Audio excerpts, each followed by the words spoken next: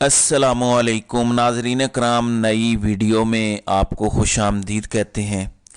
नून league की हवाइयाँ उड़ी हुई हैं। कल सुबह से जाली खबरें चला रहे हैं कि देखें नून लीग को बड़ी कामयाबी हो गई है, हमारे हलके से फ़लाँ वसीम साहब कोई दस्तबरदार हो गए हैं। ये दर हकीकत जाली खबर है, लेकिन ऐसी खबरें इनका आखिरी सहारा हैं। इनको बता दिया गया है कि गैप इतना बड़ा है कि कुछ कह नहीं सकते कि इलेक्शन डे वाले दिन क्या होगा।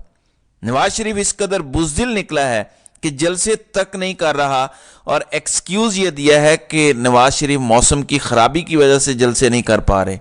वहीं पे बिलावल जैसा बंदा भी जलसे कर रहा है। चलो जलसियां कह लें, लेकिन कुछ ना कुछ तो हरकत हो रही है।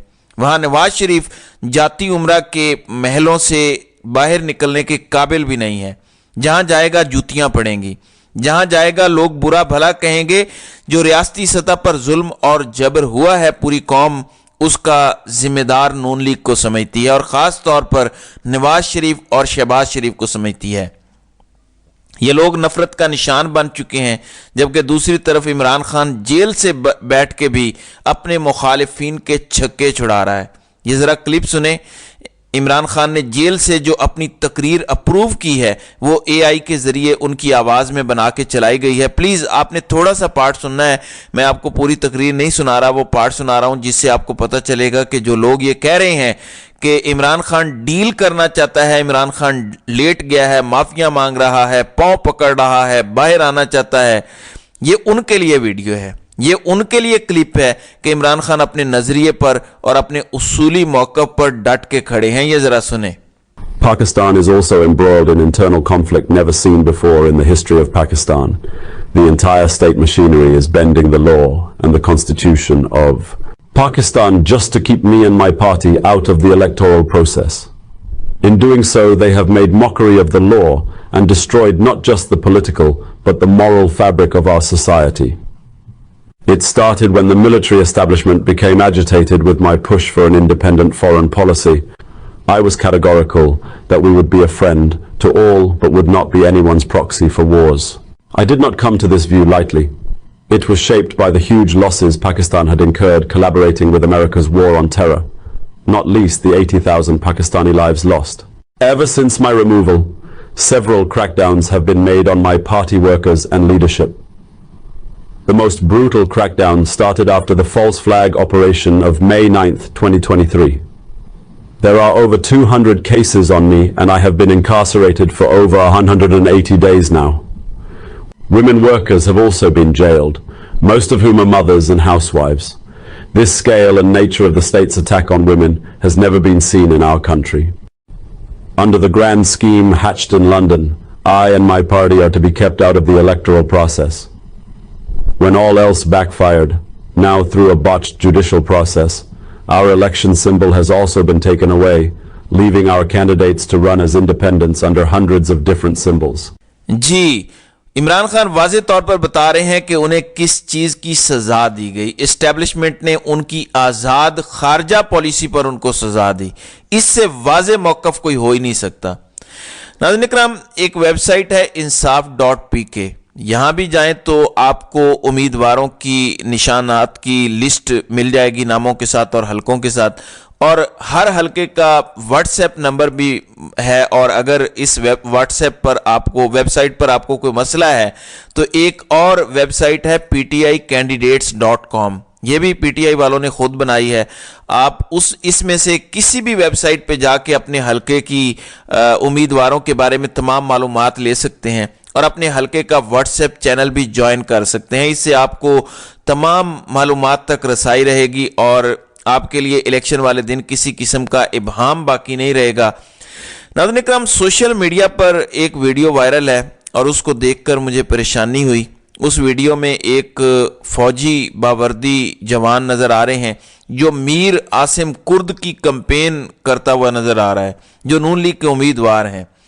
अब मैं बड़ा हैरान हूँ कि क्या किसी ने जाली वर्दी पहन ली या ये ड्रामा किया है।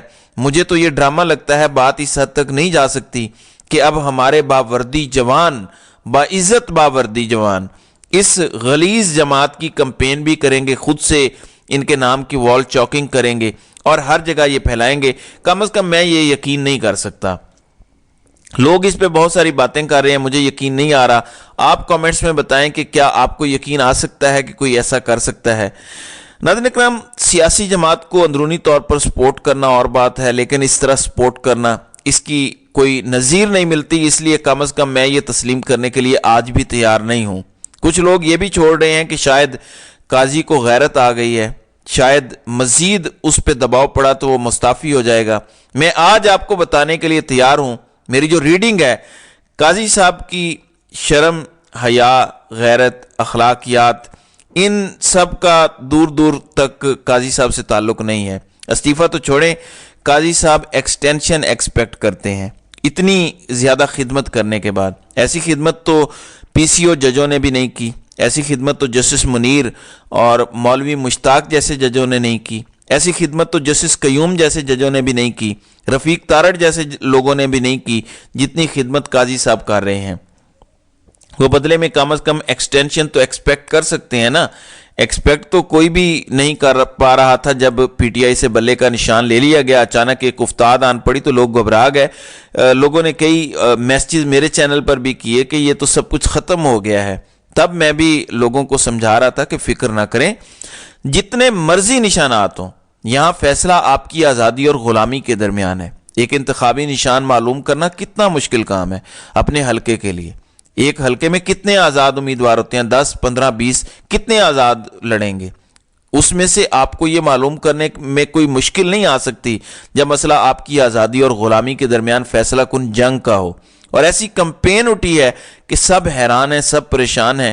اب جو پلان سامنے آ رہا ہے, میں نے کل بھی آپ کو کچھ اس کا حصہ بتایا تھا, تھوڑی سی اس کی مزید اپڈیٹ آئی ہے. 8 فروری کو یہ میرا تجزیہ ہے, جتنی خبریں آئی ہیں اس کے اوپر خبریں اس سے ملتی جلتی ہیں کہ ایک فالس فلیگ آپریشن پلان کیا گیا ہے 9 مئی کی طرز کا تحریک انصاف کے خلاف. لیکن میرا تجزیہ اس سچویشن پہ یہ ہے کہ 8 فروری کو فوج کیونکہ جگہ جگہ پہ سیکیورٹی دے رہی ہوگی, تو نامعلوم افراد جن کا کوئی عطا پتہ نہیں ہوگا, ان کا باپ کون ہے یہ بھی پتہ نہیں ہوگا, وہ ہو سکتا ہے کہ فوجی جوانوں پہ اٹیک کریں, ان کی ویڈیوز بنیں. فوجی جوان ریٹیلیٹ کریں گے یا نہیں اس کے بارے میں میں کچھ نہیں کہہ سکتا. یہاں تک مجھے خدشہ ہے کہ اس دن پھر کسی عمارت پر بھی جو فوج سے جڑی ہوئی ہے ہتھیاروں کے ساتھ حملہ کروایا جا سکتا ہے. اس حملے کے بعد سب سٹینڈ بائی پہ ہو جائیں گے, رات کو الیکشن کے نتائج کا انتظار کیا جائے گا. اگر تو مینیج ہو گئے, مینیجبل ہوئے تو ٹھیک ہے, تحریک انصاف پر کریک ڈاؤن بعد میں کر لیں گے. اگر مینیج نہ کیا جا سکا تو میرے عزیز ہم وطنوں کا اعلان بھی ہو سکتا ہے, اور پھر اس کے بعد تاریخ کا سب سے خطرناک بہیمانہ کریک ڈاؤن ہو سکتا ہے. یہ فالس فلیگ کی تیاریاں ہیں جو میرا تجزیہ کہتا ہے, کیونکہ سچویشن ان کے ہاتھ میں نہیں ہے. لوگ بینگن تک کو نواز شریف سے زیادہ ووٹ دینے کے لیے تیار ہیں.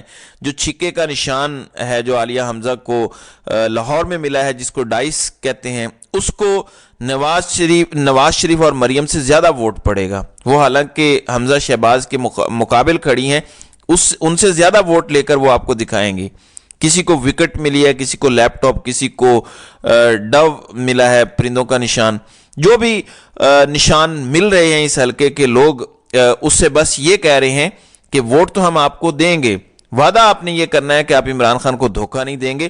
یہ ایک شرط لوگ رکھ رہے ہیں. اتنا گراؤنڈ پر پریشر بلڈ ہو گیا ہے میرے پاکستانیوں کہ جو لوگ ایک بار عمران خان کے نام پر جیتیں گے, ان کے لیے پارٹی بدلنا بڑا مشکل ہو جائے گا الیکشن کے بعد.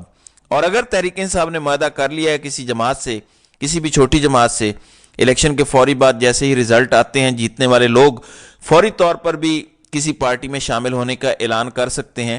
کوئی قدغن نہیں ہے آفیشلی نتیجہ آنے کے بعد, کم از کم میری یہ انڈرسٹینڈنگ ہے. اگر سب کو ٹکٹ دینے کے ساتھ ایفیڈیوٹ سائن کروا لیے گئے ہیں تو بڑا آسان ہو جائے گا کہ وہ سارے کسی ایک چھوٹی جماعت میں شامل ہو جائیں اور اس جماعت میں تحریک انصاف کا اپنا پارلیمانی لیڈر بن جائے. ایک ہوتی ہے سیاسی جماعت, ایک ہوتی ہے پارلیمانی پارٹی, یعنی جو پارلیمنٹ میں لوگ پہنچے ہیں, جو جیت کر آئے ہیں, ان سے بنتی ہے پارلیمانی پارٹی. وہاں پہ پارلیمانی پارٹی کا ایک سربراہ ہوتا ہے, اس کی ہر بات ماننی پڑتی ہے, نہ ماننے والا ڈسکوالیفائی ہو جاتا ہے آرٹیکل 63 کے تحت. اس لیے آپ نے گھبرانا نہیں ہے, پریشان نہیں ہونا, ووٹ ڈالنا ہے بس. آپ کا کام ووٹ ڈالنے اور اس کی حفاظت کی حد تک ہے.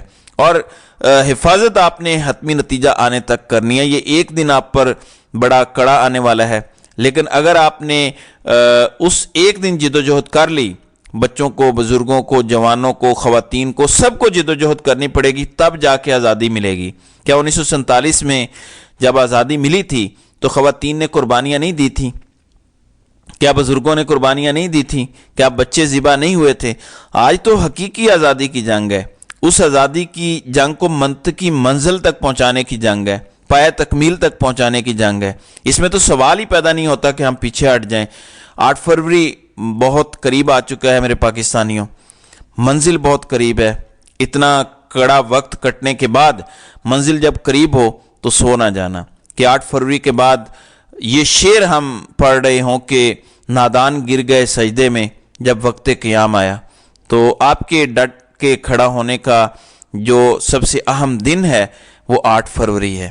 تو ناظرین اکرام، آپ کی اس ویڈیو کے حوالے سے کیا رائے ہے؟ آپ اپنی رائے کا اظہار کامنٹ سیکشن میں ضرور کیجیے گا.